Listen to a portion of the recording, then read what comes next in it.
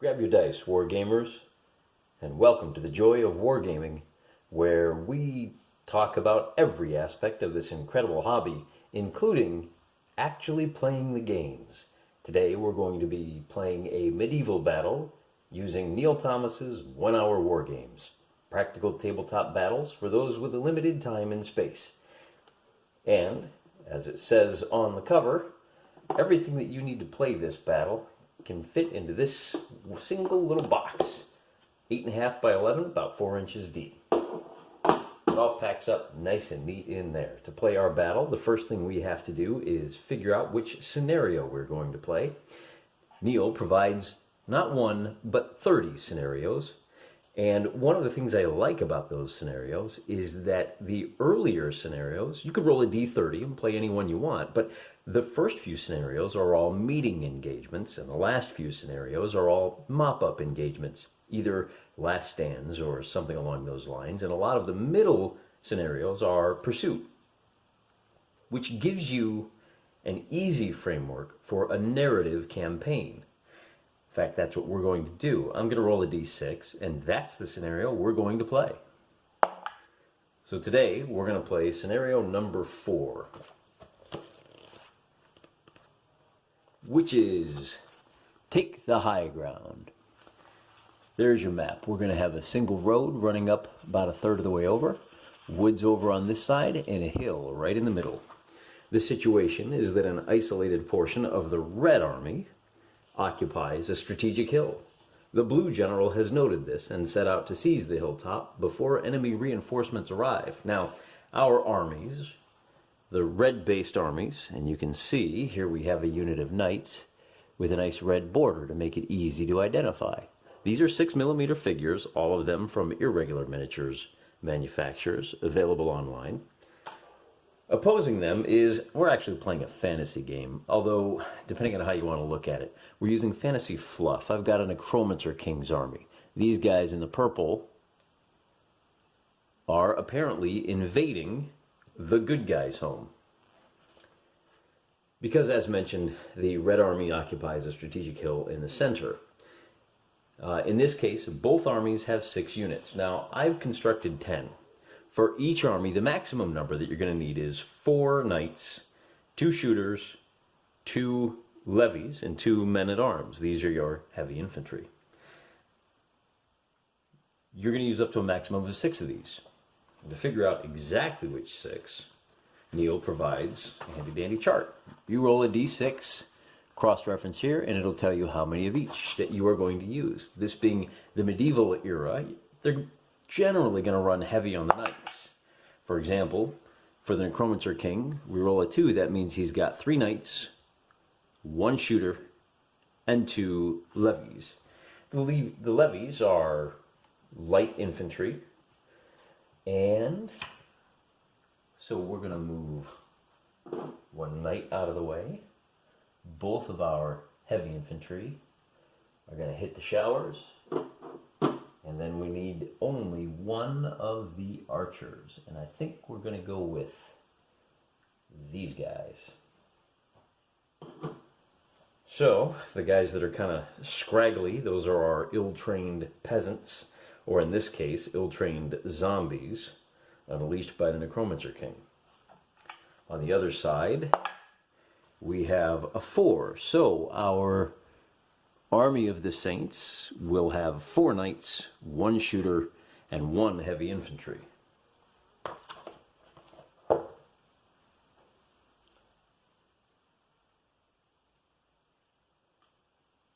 So there are our 2 antagonist forces.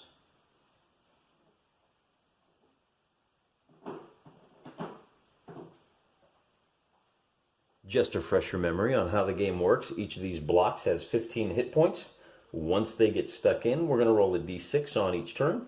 So, if it is Purple's turn, he'll roll a d6, and that's how much damage he does. For the archers, they will do d6 plus 2 hit points when they attack at range, d6 minus 2 when they're stuck in. For the heavy infantry, they will deliver a straight d6. However, when they are attacked, they only take half damage because they're wearing heavy armor. Our mounted units move 12 inches compared to 6 for the foot sloggers, and when they hit shock of impact, our knights are going to do d6 plus 2. The same riders, if we were using the medieval rules set, would only do d6 hit points. These wouldn't be heavy infantry, they would be warband, they would be the heavy hitters. And that's the way Neil provides a little bit of extra fluff, and a little bit of extra, not fluff, that's the way he makes each set of rules feel appropriate to the era that you're trying to wargame. So let me get this set up and we'll start rolling some dice.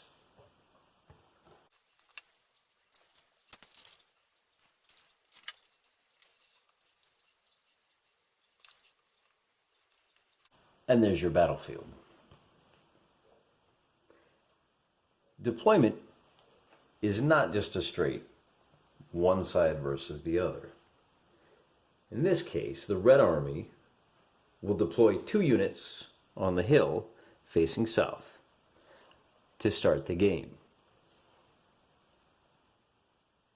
On turn 1, the Blue Army arrives on the southern table edge. So to start out with, we need 2 units right here, and we're going to put our heavy infantry and our shooters on our hill. Oh, let me give you a little closer look at this. I decided to kind of gussy up my hill with a little ruined temple and a little bit of rough ground. So these 2 units have taken the hill. And our knights are rushing to their rescue. They will not arrive until turn 2, either on or east of the road.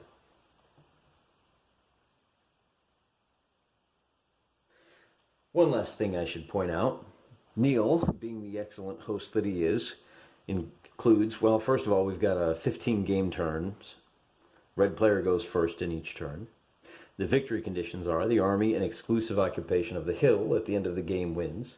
And he provides a little bit of inspiration. This game derives from one of many superb scenarios contained in the outstanding book referred to below, by which he's talking about Charles Stewart Grant's Scenarios for War Games from War Games Research Group. Oh, Warg. I think those are the guys responsible for DBA, aren't they?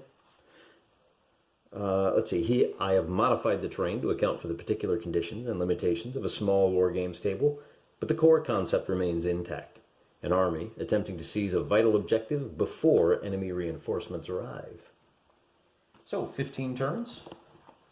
Let's give ourselves a handy little turn marker. And we'll be off. So, red goes first, and there's nothing they can do on the first turn. So that turns it over to blue. I have a handy-dandy measuring stick here. My table, instead of being the requisite 36 inches by 36 inches, is 30 by 30. So to help compensate for that, I have a 10-inch bamboo skewer that I've marked in the midpoint so that I can measure my 5 and my 5 inches.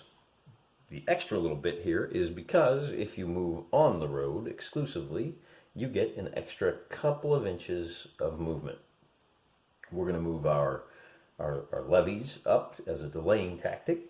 Our archers are going to try to seize the woods. And of course, our big boys are going to head straight for that hill. They can move 12 inches, or 10 inches rather, and they're going to stop just shy of the hill.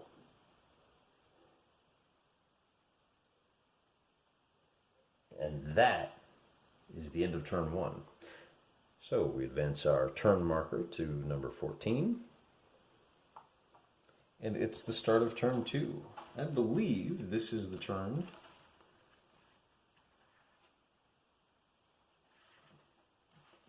that our red reinforcements arrive. Turn 2, they arrive on the northern table edge, either on or east of the road. So, on the road and east. So they arrive this turn.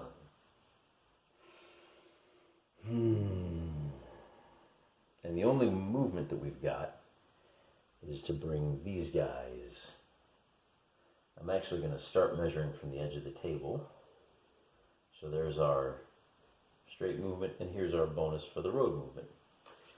When it comes to moving in this game, you are allowed to pivot up to 180 degrees. Remember, each one of these is a full block of troops.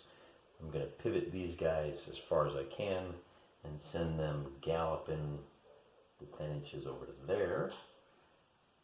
I'll do the same with this unit.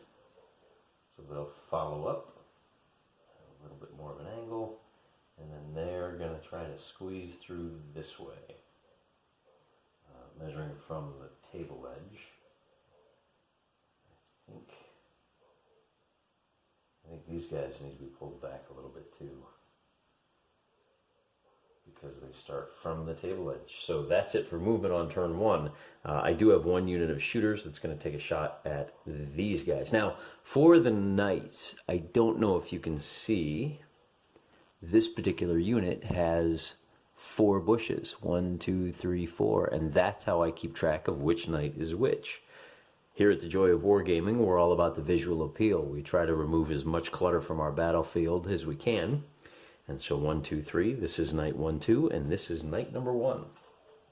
So our shooters are lined up here in the temple. They're going to take a shot at number 3, and they do d6 plus 2 damage. So that's the first 5 hit points delivered to the Necromancer King's undead cavalry. For 5 hits, they've got 10 left. And that's the only combat left to do this round. So that kicks over to the blue team's movement. And the actual turn order here is move, shoot. I think I got that right. Move, shoot, fight, and then pull units. So once again, our levy are going to march up as fast as they can to try to delay some of those knights. I should point out, no one can enter the woods. And that's one of the quirks of the medieval era, as written by our good friend. So they move to contact. Now, for flanking, one of the things that I do is if you're at a 45-degree angle, you can see how he cuts. These guys actually start in these guys' forward flanks, so they cannot get the flanking bonus. That's not going to stop them from pivoting a little bit and racing off to try and intercept some of these knights. And these guys actually can. Oh, but when you charge, it's a 45 degrees is the most you can turn. So they're going to move to here, and that is the best they can do this turn. Next turn, they'll be able to, I just don't think, given where they're at, that they're going to be able to make a good enough 45 and get in there. So we're going to stop them just shy, and next turn they're going to be in for it. Meanwhile, we have 2 attacks at d6 plus 2. 1 against the archers, and that does 3 points of damage, and 4 points against the... so heavy infantry take half damage. So it's 3 points against the archers and 2 against the men-at-arms. 3 points against the archer, 2, leaving them with 12 and 13 hit points respectively. And that is the end of turn 14. Advancing our turn marker to turn 13. Now it's time for red to try to get a little bit of payback. These knights are going to stomp right over those levies. And since this is so tight, we're going to go ahead and pivot these guys and send them racing over here. These guys can make contact. Why are you facing the wrong way? There we go. And we'll bring these guys right over to here. So we're doing a lovely little do-si-do. Payback is unpleasant. Our archers are now in hand-to-hand combat, so they are only going to do d6 minus 2 for 4 points of damage. That is an impressive amount of damage on number 3. If I roll a 1 or a 2, the archers do no damage in hand-to-hand combat. You drop all fractions, although anytime you attack a heavy infantry, if you do any damage at all, you're going to do a minimum of 1 point. I just don't like the idea of knights hammering them And if they get a result of a 3, they just didn't do any damage, unacceptable. So we do at least 1 to these guys. But it's their turn to attack the knights. And they do 1 point of damage. On knight number 4. And that is the... Oh, I almost forgot these guys. So that's going to be d6 plus 2 and d6 plus 2. 7 points of damage. That was an impressive charge on knight number 2. And over here, 7 points of damage on those levies, leaving them with just 6 more before it's all over.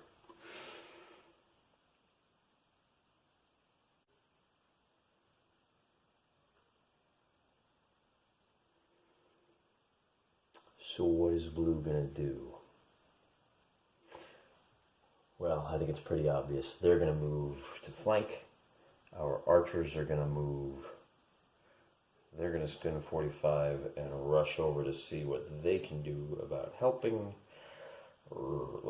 Let's bring them right up to there. They may be able, they have a 180-degree arc. They may be able to get a shot off if something goes unfortunate over there. Maybe they move there, but that's for next turn. So we have combat, combat, combat, and combat. Lots of combat. Let's start, since there's no shooting, let's go ahead and start with this levy, trying to get payback against those knights. So first blood gives us 3 damage on those knights. Coming back over here, we've got a d6 plus 2. 8, that's a big hit on knights 2. You're not going to be able to withstand much of that, are you?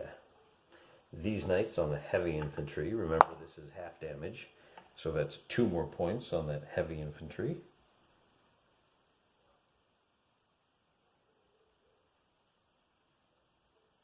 Bringing them up to just... So they still have 11, they're holding tight. d6 plus 2 on our archers, so that's 7 against the shooters.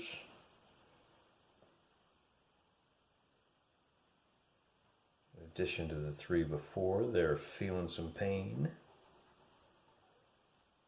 And we've got 1 more that does double damage.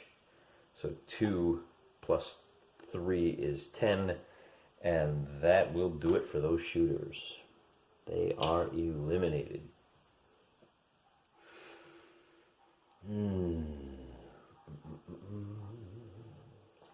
On to turn 12. So you can see how quickly this game plays, but you still have some room for some tactical considerations. Red is up now. Do we move to relieve the heavy infantry, or do we move to wipe them out?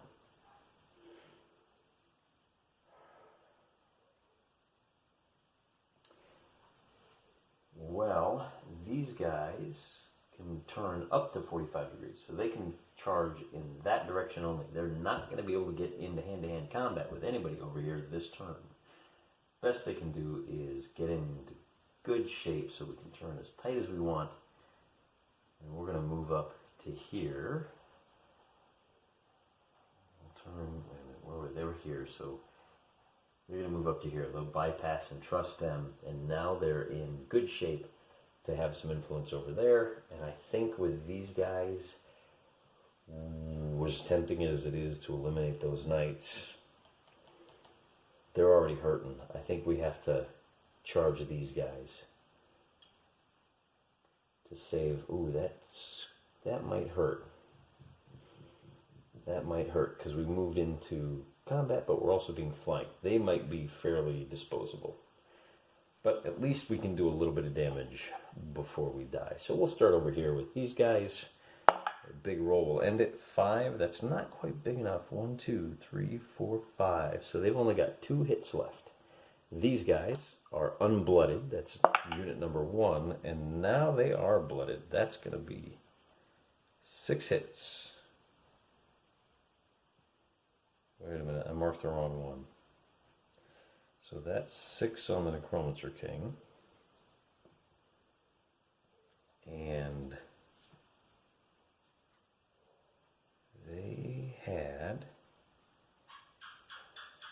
taken, so they do have 3 left. Okay, 1, 2, 3. So there's and then our heavy infantry do just D6. 6 points of damage.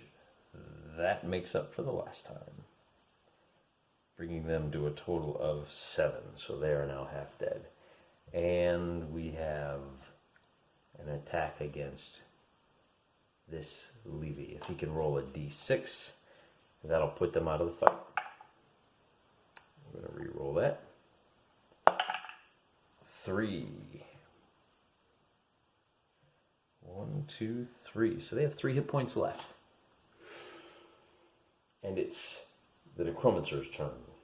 He doesn't have a whole lot of movement to do. They actually are going to go ahead and charge in. Double damage, even with a -2, is not so bad. So we'll start here and work our way across the board. These do 2 against Knight number 1.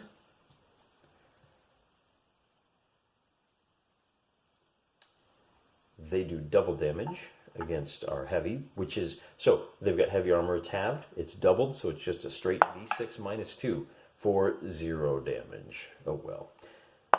These guys do a total of 3, cut it in half. It's 1.5, drop all fractions. They only do 1 point of damage against those men-at-arms, leaving them with 10. We've got an attack here. It's D6 plus 2, so 5 against them, and then these guys do double damage. Ooh, I take it back. That's 10 because of the flank, and then they do an additional 7, so these guys are now out of the fight. All they bought was 1 turn. That's what you get for trying to charge up and over a hill. One last combat is a D6 plus 2. So 4 against Knight number 2. Leaving them with 4 hits left. But it's going to get ugly. So, charge into the flank. On their turn, they can turn. But because they left themselves exposed, they get that pounding for double damage. Once again, we'll start over here. D6 plus 2.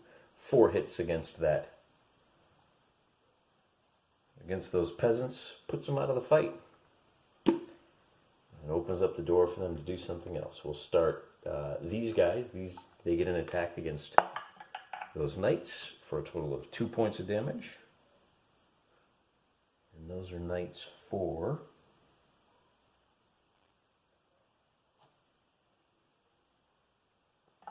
D6 plus 2. 3 points is just enough to knock those knights out of the gate. So, in a straight-up battle, they came out victorious. Now we have a D6 plus 2, double it, for a total of 6 damage. Are we sure this isn't the camp of the Aints? So 6 damage, but hey, we'll take the 6 on number 1. They've only got 3 hit points left. And it's their turn, so of course, they will go ahead and turn to face.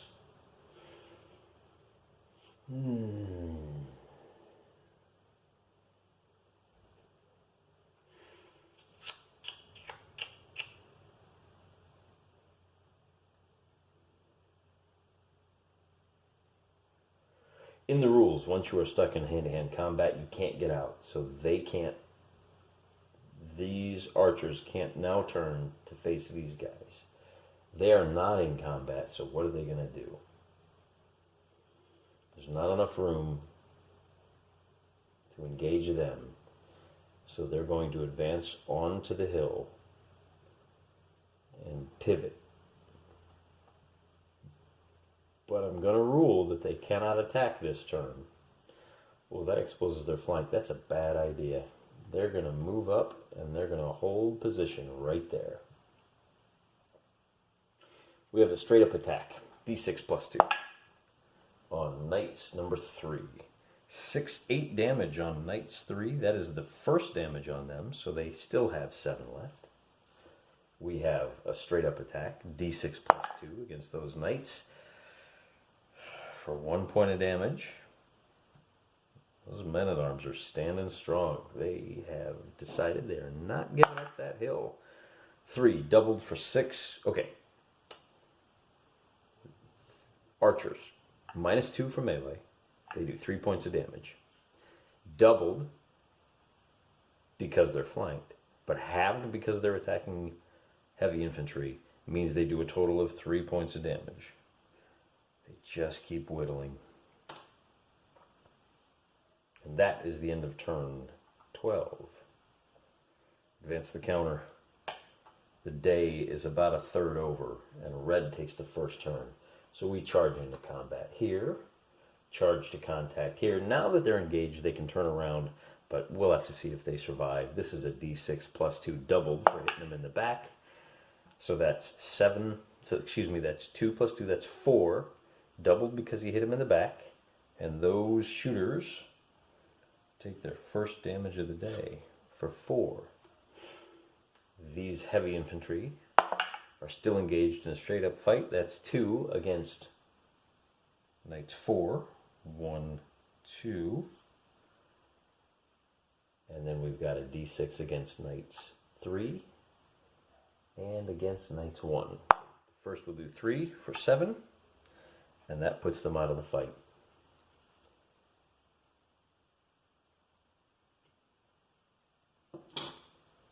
And then a d6 plus 2 for 4 points of damage against knight number 1, and that puts them out of the fight as well. So it's not looking good for the Necromancer King. The archers turn to face their adversaries here, and I think that is a relatively fresh unit of knights. What am I doing? Yep. So there's 4 damage against those fresh knights, relatively fresh knights. Who is that? That's knights number 1. 1, 2, 3, 4, leaving them still with 8 hit points. These knights, once again, these are just the Necromancer King. He needs to recruit better dead guys.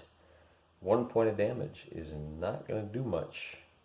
Those men-at-arms still have 5 hit points. And that's it. That's all they've got. Which allows time for them to move. We've got that far, right? So they can move. Oh, but they have to pivot first. So they're going to pivot, and they're going to move to... Ooh, how do we do this? They're going to move to here. So they can do the 45 and swing in there.